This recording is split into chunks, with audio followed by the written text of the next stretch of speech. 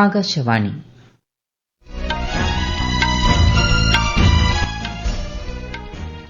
നമസ്കാരം. വാർത്തകൾ വായിക്കുന്നത് ശ്രീലത.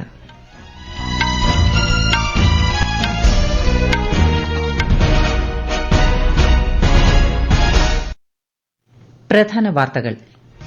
ഓപ്പറേഷൻ സിന്ദൂറിന്റെ പശ്ചാത്തലത്തിൽ കേന്ദ്ര സർക്കാർ വിളിച്ച സർവകക്ഷി യോഗം ഇന്ന്. ഓപ്പറേഷൻ സിന്ദൂറിലൂടെ ഇന്ത്യ പ്രതികരിക്കാനുള്ള അവകാശം വിനിയോഗിക്കുകയാണ് ചെയ്തതെന്ന് രാജ്യരക്ഷാമന്ത്രി രാജ്നാഥ് സിംഗ്. പാകിസ്ഥാൻ നടത്തുന്ന ഷെല്ലാക്രമണത്തിന്റെ പശ്ചാത്തലത്തിൽ അതിർത്തി മേഖലയിൽ കനത്ത ജാഗ്രത. പ്രദേശവാസികളെ സുരക്ഷിത സ്ഥാനങ്ങളിലേക്ക് മാറ്റി സൈന്യം. കേരള സർക്കാരിന്റെ 4ാം വാർഷികാഘോഷത്തിന്റെ ഭാഗമായി നടത്തുന്ന സംസ്ഥാനതല പട്ടയമേള മുഖ്യമന്ത്രി പിണറായി വിജയൻ ഇന്ന് പാലക്കാട് ഉദ്ഘാടനം ചെയ്യും. മനുഷ്യത്വത്തെ നിലനിർത്തുക എന്ന പ്രമേയത്തിലൂന്നി ഇന്ന് ലോക റെഡ് ക്രോസ് ദിനം. ത്രിരാഷ്ട്ര വനിതാ ഏകദിന ക്രിക്കറ്റ് ടൂർണമെന്റിൽ ദക്ഷിണാഫ്രിക്കയെ പരാജയപ്പെടുത്തി ഇന്ത്യ ഫൈനലിൽ. വാർത്തകൾ വിശദമായി. ഓപ്പറേഷൻ സിന്ദൂറിന്റെ പശ്ചാത്തലത്തിൽ കേന്ദ്ര സർക്കാർ വിളിച്ച സർവകക്ഷി യോഗം ഇന്ന്. വിവിധ രാഷ്ട്രീയ പാർട്ടികളോട് കേന്ദ്ര സർക്കാർ ഓപ്പറേഷന്റെ വിശദാംശങ്ങൾ പങ്കുവയ്ക്കും. ഓപ്പറേഷൻ സിന്ദൂറിനും ഇന്ത്യൻ സേനകളുടെ ധീരതയ്ക്കും വിവിധ രാഷ്ട്രീയ പാർട്ടികൾ ഇന്നലെ തന്നെ അഭിവാദ്യം അർപ്പിച്ചിരുന്നു. പഹൽഗാം ഭീകരാക്രമണത്തെ തുടർന്ന് കേന്ദ്ര സർക്കാർ സ്വീകരിക്കുന്ന നടപടികൾക്ക് പൂർണ്ണ പിന്തുണ നൽകുമെന്ന് പ്രതിപക്ഷം നേരത്തെ തന്നെ വ്യക്തമാക്കിയിരുന്നു. ഓപ്പറേഷൻ സിന്ദൂറിലൂടെ പാകിസ്ഥാനിലെയും പാക് അധിനിവേശ കാശ്മീരിലെയും 9 ഭീകര കേന്ദ്രങ്ങളിലാണ് ഇന്ത്യൻ സേന പ്രത്യാക്രമണം നടത്തിയത്. പഹൽഗാം ഭീകരാക്രമണത്തിന് ശക്തമായ മറുപടി നൽകിക്കൊണ്ട് ഭീകരരുടെ താവളങ്ങളെ കൃത്യമായി ലക്ഷ്യം വെച്ചുകൊണ്ടായിരുന്നു ആക്രമണം. പാക് സൈനിക കേന്ദ്രങ്ങളെ ഓപ്പറേഷൻ സിന്ദൂറിൽ ലക്ഷ്യമിട്ടിരുന്നില്ലെന്ന് സൈനിക വൃത്തങ്ങൾ അറിയിച്ചു. 9 terrorist camps were targeted and successfully destroyed. These camps are located both in Pakistan as well as Pakistan-occupied Jammu and Kashmir areas. The selection of these targets for Operation Sindoor was based on credible intelligence inputs and role of these facilities in perpetrating the terror activities. The locations were so selected to avoid damage to civilian infrastructures and loss of any civilian lives.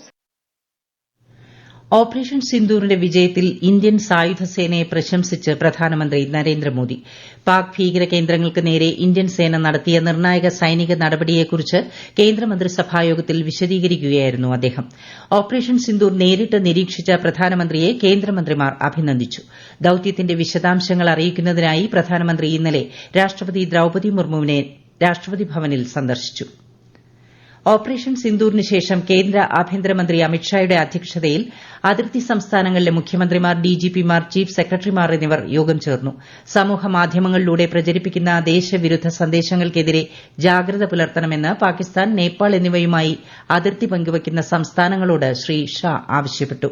Jammu Kashmir, Punjab, Rajasthan, Gujarat, Uttarakhand, Uttar Pradesh, Bihar, Sikkim, Paschim Bangal എന്നിവിടങ്ങളിലെ മുഖ്യമന്ത്രിമാരും ലഡാക്ക്, ജമ്മുകാശ്മീർ എന്നിവിടങ്ങളിലെ lieutenant ഗവർണർമാരും യോഗത്തിൽ പങ്കെടുത്തു.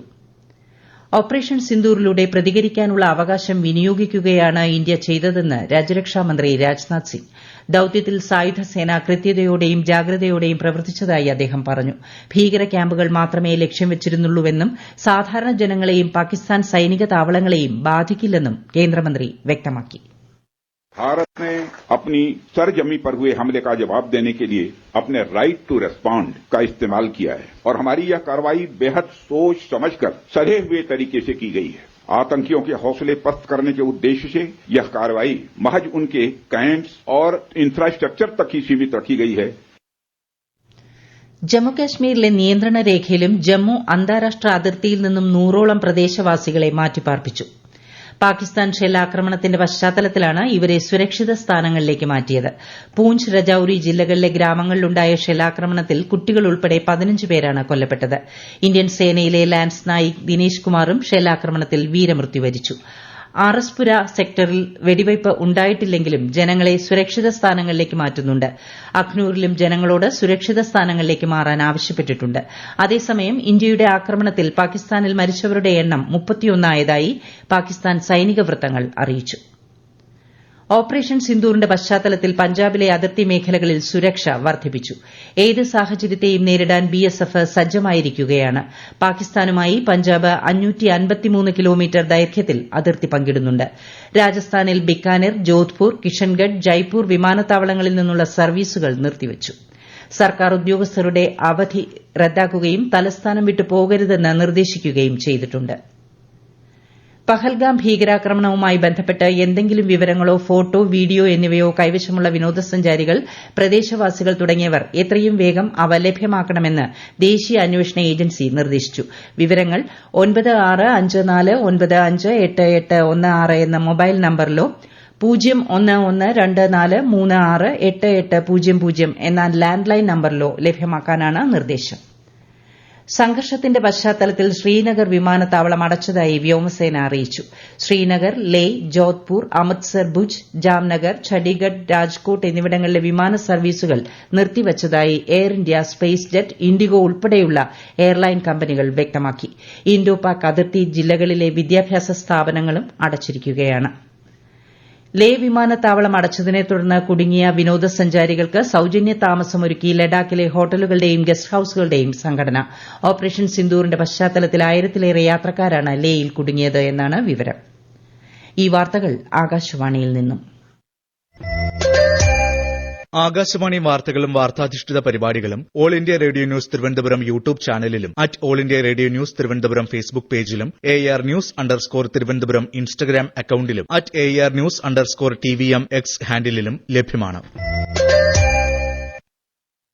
കേരള സർക്കാരിന്റെ 4ാം വാർഷികാഘോഷത്തിന്റെ ഭാഗമായി നടത്തുന്ന സംസ്ഥാനതല പട്ടയമേള മുഖ്യമന്ത്രി പിണറായി വിജയൻ ഇന്ന് പാലക്കാട് ഉദ്ഘാടനം ചെയ്യും. സംസ്ഥാനത്തുടനീളം 30,000 പട്ടയങ്ങളാണ് പട്ടയമേളയിൽ വിതരണം ചെയ്യുന്നത്. ജില്ലയിലെ 9,000 പട്ടയങ്ങളിൽ 4,500 പട്ടയങ്ങളുടെ വിതരണവും നടക്കും. അടുത്ത പോപ്പിനെ തെരഞ്ഞെടുക്കാനുള്ള പേപ്പൽ കോൺക്ലേവിന് വത്തിക്കാനിൽ തുടക്കമായി. ഇന്നലെ സെന്റ് പീറ്റേഴ്സ് ബസിലിക്കയിൽ നടന്ന വിശുദ്ധ കുർബാന അർപ്പണത്തിന് ശേഷമായിരുന്നു വോട്ടവകാശമുള്ള കർദിനാൾമാരുടെ സംഘം സിസ്റ്റീൻ ചാപ്പലിൽ തെരഞ്ഞെടുപ്പിനായി ഒത്തുകൂടിയത്. ഓരോ കർദിനാൾമാർക്കും ഒരാളുടെ പേര് നാമനിർദ്ദേശം ചെയ്യാം. ഇലക്ടറൽ കോളേജിന്റെ മുന്നിൽ 2 അംഗങ്ങൾ പിന്തുണയ്ക്കുന്ന കർദിനാളായിരിക്കും അടുത്ത പോപ്പ്. അതോടെ സിസ്റ്റീൻ ചാപ്പലിൽ നിന്നും വെളുത്ത പുക ഉയരും. പ്രക്രിയ പരാജയപ്പെട്ടാൽ കറുത്ത പുകയായിരിക്കും ഉയരുക. ഇന്ന് ലോക റെഡ് ക്രോസ് ദിനം. റെഡ് ക്രോസിന്റെ സ്ഥാപകനായ ജീൻ ഹെൻറി ഡുനാന്റെ ജന്മദിനമാണ് ലോക റെഡ് ക്രോസ് ദിനമായി ആഘോഷിക്കുന്നത്. മനുഷ്യത്വത്തെ ജീവനോടെ നിലനിർത്തുക എന്നതാണ് ഈ വർഷത്തെ പ്രമേയം. ഇന്ത്യ ഇറാൻ സംയുക്ത കമ്മീഷൻ യോഗത്തിൽ പങ്കെടുക്കുന്നതിനായി ഇറാൻ വിദേശകാര്യമന്ത്രി ന്യൂഡൽഹിയിലെത്തി. ഇരു രാജ്യങ്ങളും തമ്മിലുള്ള ഉഭയകക്ഷി സഹകരണം മെച്ചപ്പെടുത്തുന്നതിനുള്ള അവസരമായാണ് യോഗത്തെ കണക്കാക്കുന്നത്. ത്രിരാഷ്ട്ര വനിതാ ഏകദിന ക്രിക്കറ്റ് ടൂർണമെന്റിൽ ഇന്ത്യ ഫൈനലിൽ. ദക്ഷിണാഫ്രിക്കയെ 23 റണ്ണിന് പരാജയപ്പെടുത്തിയാണ് ഫൈനൽ പ്രവേശം. ഞായറാഴ്ച നടക്കുന്ന ഫൈനലിൽ ശ്രീലങ്കയാണ് ഇന്ത്യയുടെ എതിരാളി. IPL ക്രിക്കറ്റിൽ ഇന്നലെ നടന്ന മത്സരത്തിൽ Chennai super Kings Kolkata night റൈഡേഴ്സിനെ 2 വിക്കറ്റിന് പരാജയപ്പെടുത്തി. പോയിന്റ് പട്ടികയിൽ കൊൽക്കത്ത 6ാമതും ചെന്നൈ 10ാം സ്ഥാനത്തുമാണ്. ഇന്ന് നടക്കുന്ന മത്സരത്തിൽ ഡൽഹി ക്യാപിറ്റൽസ് പഞ്ചാബ് കിങ്സിനെ നേരിടും. രാത്രി 7:30-ന് ധരംശാലയിലാണ് മത്സരം. Indian cricket team captain Rohit Sharma test ക്രിക്കറ്റിൽ നിന്നും വിരമിക്കുന്നു. സമൂഹ മാധ്യമത്തിലൂടെയാണ് അദ്ദേഹം ഇക്കാര്യം അറിയിച്ചത്. 67 ടെസ്റ്റ് മത്സരങ്ങളിൽ നിന്ന് രോഹിത് ശർമ്മ 4301 റൺസ് നേടിയിട്ടുണ്ട്. ഏകദിന മത്സരങ്ങളിൽ രോഹിത് തുടരും. ഖേലോ ഇന്ത്യ യൂത്ത് ഗെയിംസിൽ 13 സ്വർണം ഉൾപ്പെടെ 35 മെഡലുകളുമായി മഹാരാഷ്ട്ര 1ാം സ്ഥാനത്ത് തുടരുന്നു. 9 സ്വർണവും 3 വെള്ളിയും 4 വെങ്കലവും ഉൾപ്പെടെ 16 മെഡലുകൾ നേടിയ രാജസ്ഥാൻ 2ാം സ്ഥാനത്തും കർണാടക 3ാമതുമാണ്. കേരളത്തിൽ ഇന്നും നാളെയും ഒറ്റപ്പെട്ട ഇടങ്ങളിൽ ഇടിമിന്നലോടുകൂടിയ മഴയ്ക്കും ശക്തമായ കാറ്റിനും സാധ്യതയുണ്ടെന്ന് കേന്ദ്ര കാലാവസ്ഥാ വകുപ്പ്. അതേസമയം കോഴിക്കോട്, പാലക്കാട്, കൊല്ലം, തൃശൂർ, മലപ്പുറം, കണ്ണൂർ, കാസർഗോഡ് ജില്ലകളിൽ ഉയർന്ന താപനിലയ്ക്ക് സാധ്യതയെന്നും മുന്നറിയിപ്പുണ്ട്. CBI ഡയറക്ടർ പ്രവീൺ സൂദിന്റെ കാലാവധി 1 വർഷത്തേക്ക് കൂടി നീട്ടാൻ കേന്ദ്ര മന്ത്രിസഭാ സമിതി തീരുമാനിച്ചു. ഈ മാസം 25-നാണ് പ്രവീൺ സൂദിന്റെ കാലാവധി അവസാനിക്കുന്നത്. കർണാടക കേഡറിലെ IPS ഉദ്യോഗസ്ഥനാണ് പ്രവീൺ സൂദ്. പാലക്കാട് IITയുടെ അക്കാഡമിക അടിസ്ഥാന സൌകര്യ വികസനത്തിന് പ്രധാനമന്ത്രി നരേന്ദ്രമോദിയുടെ അധ്യക്ഷതയിൽ ഇന്നലെ ചേർന്ന കേന്ദ്രമന്ത്രിസഭായോഗം അംഗീകാരം നൽകി.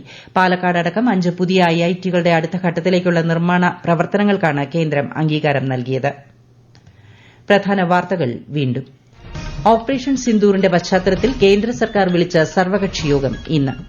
ഓപ്പറേഷൻ സിന്ദൂറിലൂടെ ഇന്ത്യ പ്രതികരിക്കാനുള്ള അവകാശം വിനിയോഗിക്കുകയാണ് ചെയ്തതെന്ന് രാജ്യരക്ഷാമന്ത്രി രാജ്നാഥ് സിംഗ്. പാകിസ്ഥാൻ നടത്തുന്ന ഷെല്ലാക്രമണത്തിന്റെ പശ്ചാത്തലത്തിൽ അതിർത്തി മേഖലയിൽ കനത്ത ജാഗ്രത. പ്രദേശവാസികളെ സുരക്ഷിത സ്ഥാനങ്ങളിലേക്ക് മാറ്റി സൈന്യം. കേരള സർക്കാരിന്റെ 4ാം വാർഷികാഘോഷത്തിന്റെ ഭാഗമായി നടത്തുന്ന സംസ്ഥാനതല പട്ടയമേള മുഖ്യമന്ത്രി പിണറായി വിജയൻ ഇന്ന് പാലക്കാട് ഉദ്ഘാടനം ചെയ്യും. മനുഷ്യത്വത്തെ നിലനിർത്തുക എന്ന പ്രമേയത്തിലൂന്നി ഇന്ന് ലോക റെഡ് ക്രോസ് ദിനം. ത്രിരാഷ്ട്ര വനിതാ ഏകദിന ക്രിക്കറ്റ് ടൂർണമെന്റിൽ ദക്ഷിണാഫ്രിക്കയെ പരാജയപ്പെടുത്തി ഇന്ത്യ ഫൈനലിൽ. വാർത്തകൾ കഴിഞ്ഞു. അടുത്ത വാർത്താ പ്രക്ഷേപണം ഉച്ചയ്ക്ക് 12:30.